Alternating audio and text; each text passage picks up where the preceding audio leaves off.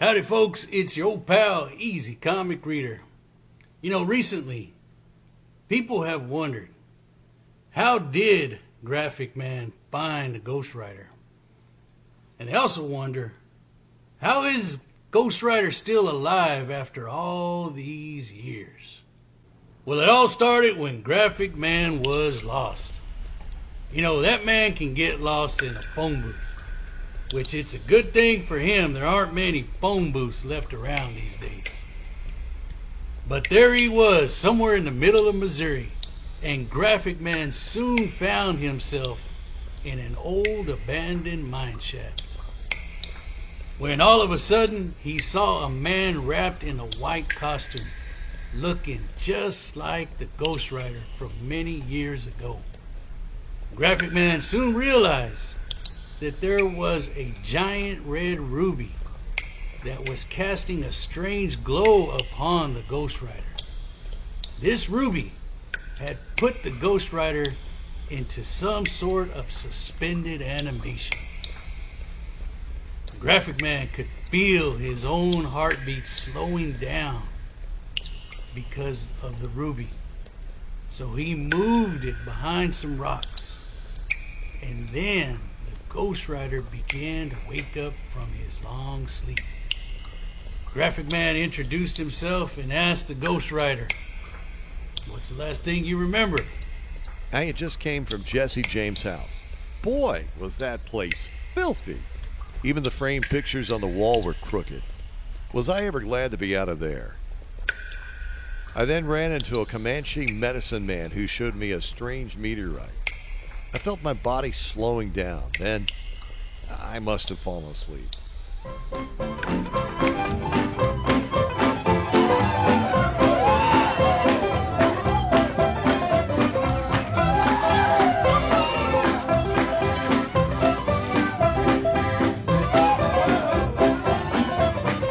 Jesse James!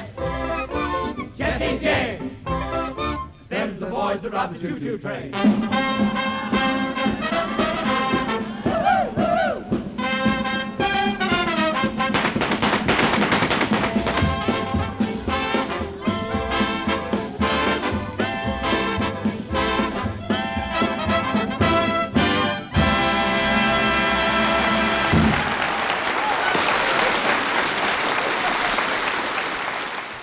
Well, we're back for another riveting, exciting episode of Graphic Man and Ghostwriter. And as you can see, Ghost is chomping at the bit for us to get started, so I'll start off by showing you some wooden comic covers. Now, my son got me this, and so I guess you could say this is the first one that kind of got me hooked on this idea of having comics on a big block of wood. You can hear that. That is solid, good wood, and I just kind of got hooked. He saw this and he thought, oh, I'll get that for dear old Dad, and that's got me thinking maybe I should get a few. Now, I don't know if you collect those or not. I don't know if I'm really going to start a collection, but one day I happened to see this, and I love Silver Age Jack Kirby Thor artwork. And of course, who can resist this cover? I totally love it. Unfortunately, Marvel, they couldn't resist this little, this emblem there. The newer Marvel. I wish they'd have left that off. Maybe I could get some green paint and match that and cover that. But, oh well, I'll leave it, I suppose. Anyway, those are just absolutely beautiful. And they look great on the wall. Maybe I should make my own. I've got plenty of scrap wood around here. I could just like to use some not brand Eck, which I might show you later. I think those would look good, especially number 1 on that. Good Silver Age. Marie Severin artwork's always great. So here's my latest. So I have 3 of these now. And once again, I don't know if anybody else has these. Here is Green Lantern from the Golden Age. Love that black on green font in the title. Just hard enough to read, but worth it, so much worth it. Pretty wild stuff, the Golden Age artwork. Anyway, thought you'd get a kick out of seeing those. So now I got to find more wall space for these. Up next, I want to show you some, believe it or not, Ben-Hur mustard. That's right, Ben-Hur mustard. I don't know if anyone is familiar with Ben-Hur mustard. I didn't know this existed, and it was my son who discovered this while he was in an antique store. Next thing I know, I'm getting a picture sent to me. He was holding this can, and they're asking $17 for this, which is a bit high. And I told him, no, don't bother buying it. But that is pretty cool, and I'd like to check out the company that made that. So it turns out I went to the same antique store and I saw the same can, and believe me, his picture makes it look a whole lot better than it really is in real life. But they produced quite a bit of items. But nonetheless, I became curious if any of the audience had ever heard of this fine line of products under the Ben-Hur name. Ben-Hur. Why, I met the author Ben-Hur back in New Mexico Territory. General Lew Wallace. He was being made governor of the New Mexico Territory. Yes, that's right. Lew Wallace had fought in the Civil War and then wrote the great story of Ben-Hur. Were you good friends of Mr. Wallace? He owes me $10. Okay, while the precise end date for Ben-Hur mustard is not publicly available, we know that the parent company, Ben-Hur Products, was acquired by McCormick and Company in 1953. McCormick continued to produce some Ben-Hur products for a while, but the brand was eventually phased out. So let us know down in the comments if you've ever heard of Ben-Hur mustard. And when you go to your local antique stores, are these things common? Do you see them often? And as far as comics go, I have the Classics Illustrated version of Ben-Hur. This, I believe, is the 3rd edition. And I have a later edition as well. And I have the Dell movie adaptation. Great stuff. Love Ben-Hur. I was fortunate enough to send away to Charlton Heston while he was still alive. And I made this picture of Ben-Hur from the movie. I didn't have many pictures, but I was able to get my hands on this. And so I put 2 images on a sheet of paper, glossy, sent it to Charlton Heston, and he was kind enough to sign it and send it back to me. He also sent his Stage Actors Guild picture, which was a bonus for me. I was very grateful for that. And he signed a few other things of Planet of the Apes and whatnot. A great guy, Charlton Heston. Definitely will miss him. What gun are you going to show this time? Well, without further ado, I'll show another Winchester. Last time I showed you the model 1890. This is a Winchester 1892. If that looks familiar, it's similar to the one the Rifleman had, although he had a gimmicked lever here.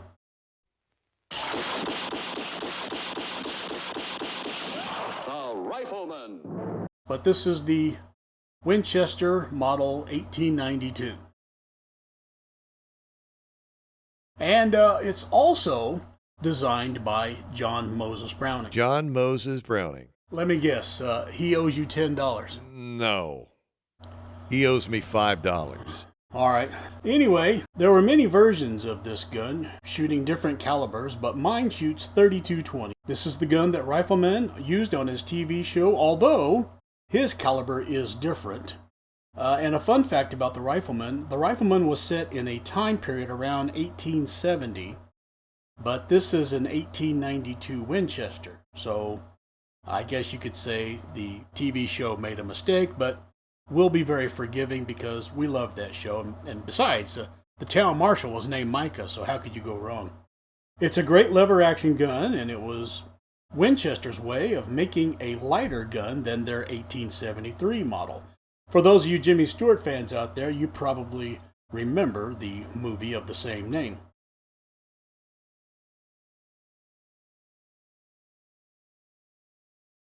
So once again, I absolutely adore this. The Winchester 1892, there's your lever action. You see already the hammer's going back, so I'm going to be very careful and put that back into place. But there you go.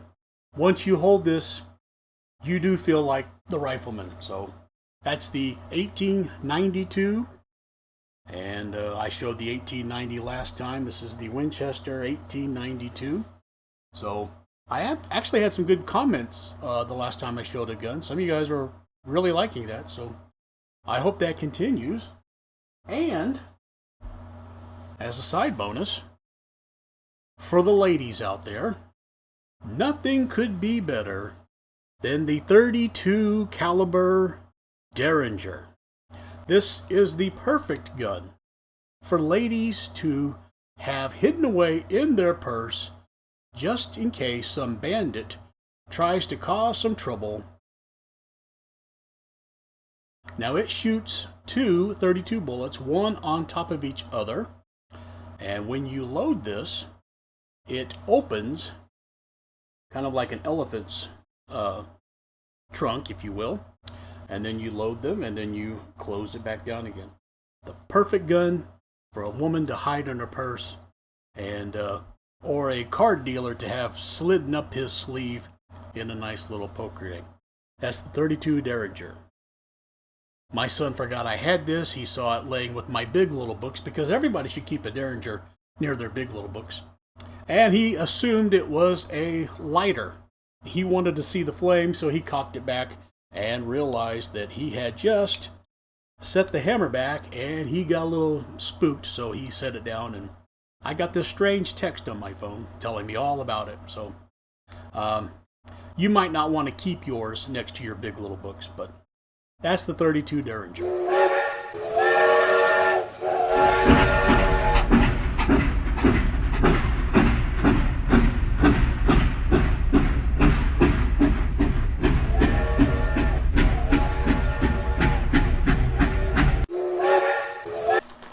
All right, it's here. Wait, why are you excited? It's addressed to me. You didn't order yourself another. How could you? I found your other credit card. You're a menace. You really are a menace. Another issue of Gabby Hayes Romance. Yep, it's Gabby Hayes Romance number 11, the April issue. Interior artwork by Gil Kane. Last time it was issue 17. This time it's issue 11. Just how many of these are there? 207. Boy, that Gabby can sure sweet talk those cowgirls. Well, there you go, ladies and gentlemen. Gabby Hayes Romance. Yes, the April issue. Very nice. You're a menace. You know, you're a menace to my pocketbook and my bank account, and I had the other credit card password protected.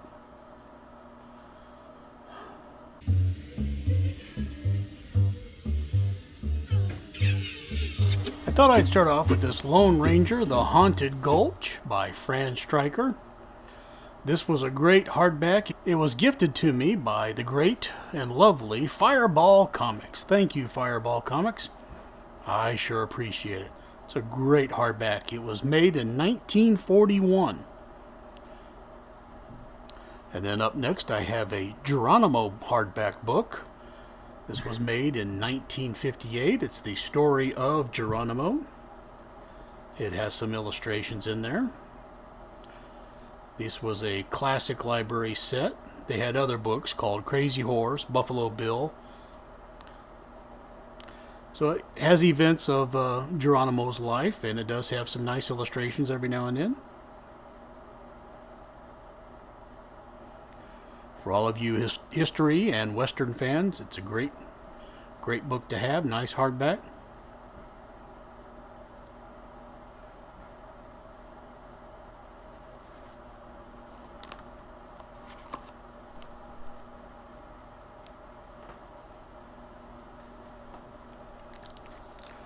Now here is Picture Stories from the Bible, the New Testament, number 2.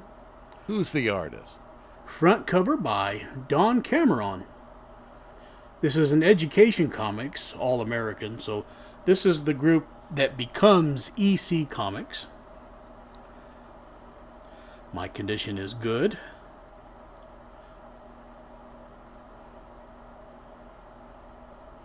And the colors are still pretty sharp as well.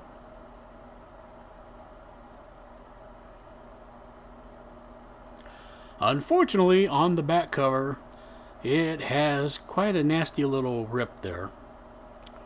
So that really downgrades it. But that makes it all the more affordable. So you can't say no. So it's all American education comics. That's EC, basically.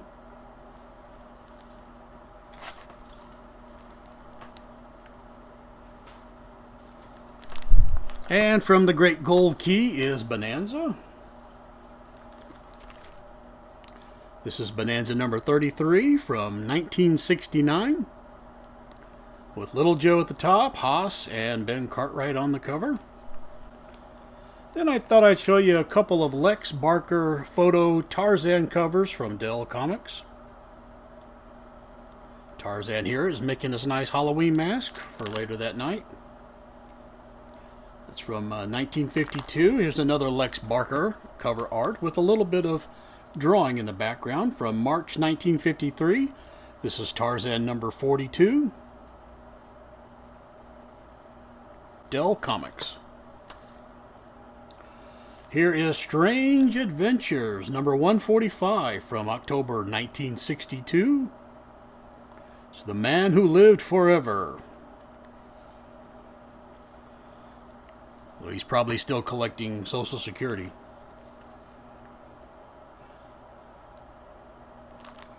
And here's some Super Comics from May 1945. This is Super Comics number 84, starring Dick Tracy and other newspaper reprints.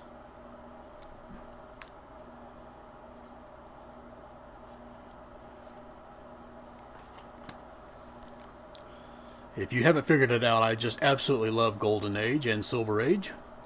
Here from December 1947, Super Comics 115. This is Adele.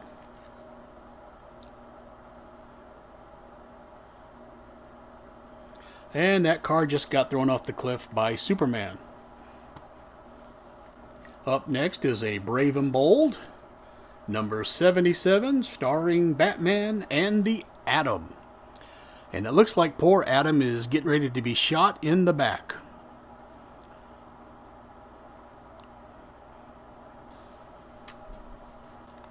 Now here is All Hero Retro Comics. Why am I showing you this? Well, this was given to me by a comic store owner. He thought I might like it. And at first I wasn't too impressed with it. It's a smaller book. Interiors are black and white, but check out the inside front cover. Why, it's the Durango Kid. At least I think it's the Durango Kid. I could find no information in the book about the picture or the Grand Comics database. They had zero information on that. Usually they're a pretty good source of information on inside cover interior artwork, but some of this interior was inked by Steve Ditko. And these are just some nice reprints. At the end is a Durango Kid story, and I believe another Durango Kid mini poster inside back cover. I call them mini posters because of the size. And hey, Ghost, check out the back covers. You see that there, Ghost? Yes. Yeah, so apparently they reprint some old westerns too. They must be called Best of the West, because this is just an ad on the back cover. It's over $3. I don't know how really worth that is, but it might be worth it to somebody. Just thought I'd point that out. Try to give a little variety on this. Now for some great Silver Age action. It's Not Brand X number 1 by the great Jack Kirby. Look at that cover. Now that should be put on a large piece of wood in brilliant color. Put that on the wall. I should reproduce some of these on wood, but I don't know. I don't know exactly how to do that. Here is issue number 2. I probably won't show these in order, and I'm just going to show a few of them. Great stories. The Gnatman and Robin versus Spidey-Man, just fabulous. Here's number 4. The bad guys win. There's Scaredevil and the X-Men. Wonderful stuff.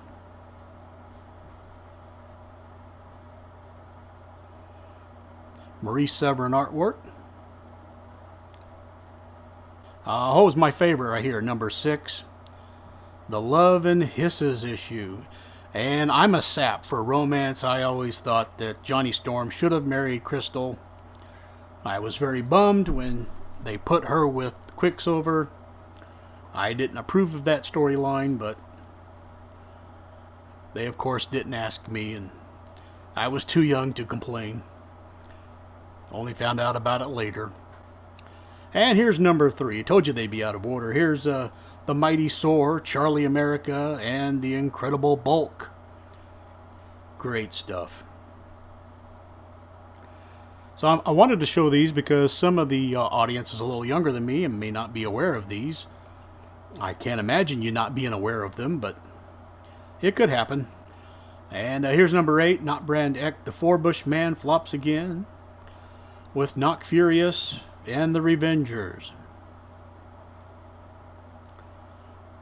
All good, wonderful fun.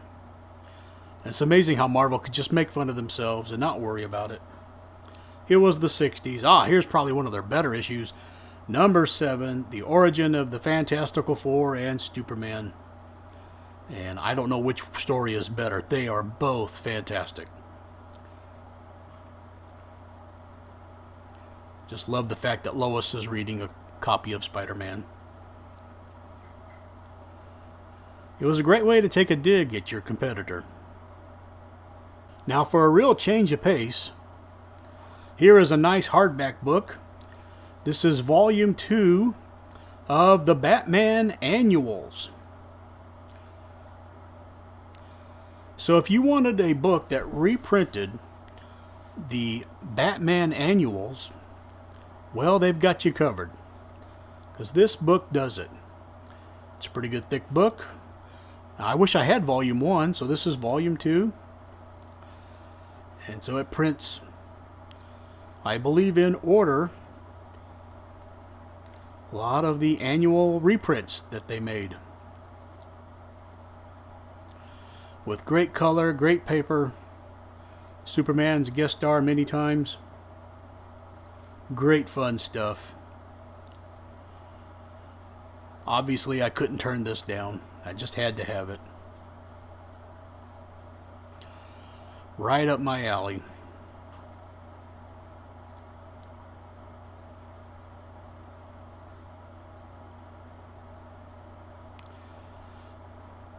And I just dig that Batwoman costume. I tolerate Batmite, but I dig everything else. Now I'll probably get hate mail from all the Batmite fans out there. Oh well. So there you go, Volume 2, the Batman Annuals. I guess I need to be on the lookout for number 1. And now, without further ado, we'll get back to the Graphic Man and Ghost Rider show. So we recently painted my son's old room, and he had this great flag hanging on the wall. I refer to this as the Betsy Ross flag, and what I have discovered is this flag really irritates a lot of people today, and it's a shame because it's a really great flag, but a lot of people are taught to not like our country anymore, and they really hate this. So think about putting this up, next to the other United States flag we have out there. Why does the American flag have 50 stars on it? Well, because we now have 50 states in the Union. You're kidding. I guess you missed Oklahoma becoming a state, and Alaska, a few others. So maybe I should just give you a good big long history lesson.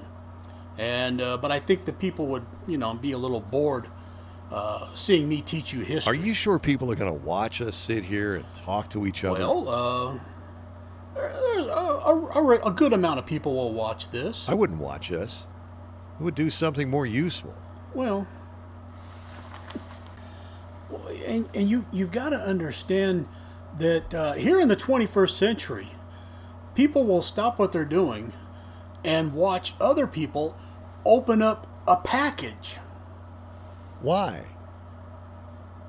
I don't know why they would do that, but that's just something we all now do these days.